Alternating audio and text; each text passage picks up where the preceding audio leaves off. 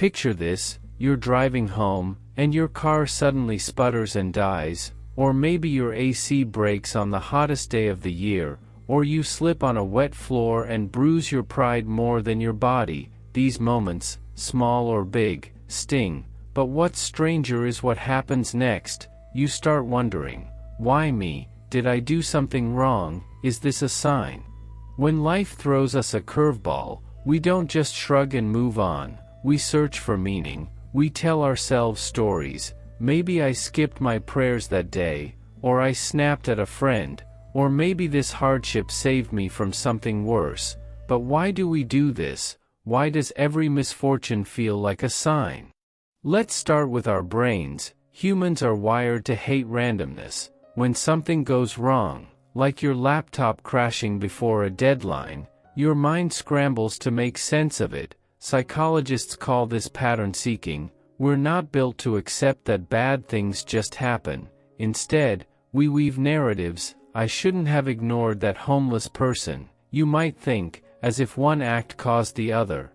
This isn't just superstition, it's survival. Our ancestors needed to spot patterns to stay alive, like linking a rustle in the bushes to a predator. But today, that same instinct makes us blame ourselves for a flat tire or see a spilled coffee as cosmic payback.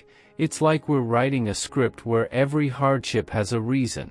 But here's the question: are these stories helping us, or are they trapping us in a cycle of guilt?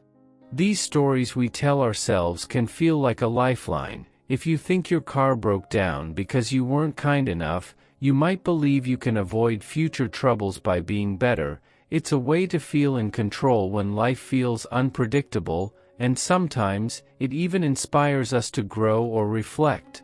But there's a dark side. What if you start overanalyzing every setback? You might drown in guilt, thinking every misfortune is your fault, or worse, you could cling to superstitions, like avoiding certain actions to ward off bad luck. These stories can weigh us down, turning life's chaos into a personal failing. So, are we finding wisdom in these narratives, or are we chaining ourselves to illusions? Let's dig deeper. Across cultures and religions, people have long tried to explain why bad things happen. In some Christian traditions, a hardship might be seen as a test of faith, a chance to grow closer to God. In Hinduism and Buddhism, it could be karma, a consequence of past actions. In Islam, a trial might be a reminder to stay humble or a way to earn spiritual rewards. Then there's the idea that a misfortune might be a hidden blessing. You've probably heard someone say, maybe this happened to protect you from something worse. In many faiths, like Judaism or Sufism, there's a belief that life's struggles are part of a divine plan. Even if we can't see it, a delayed flight might save you from a crash, or a lost job might lead to a better path.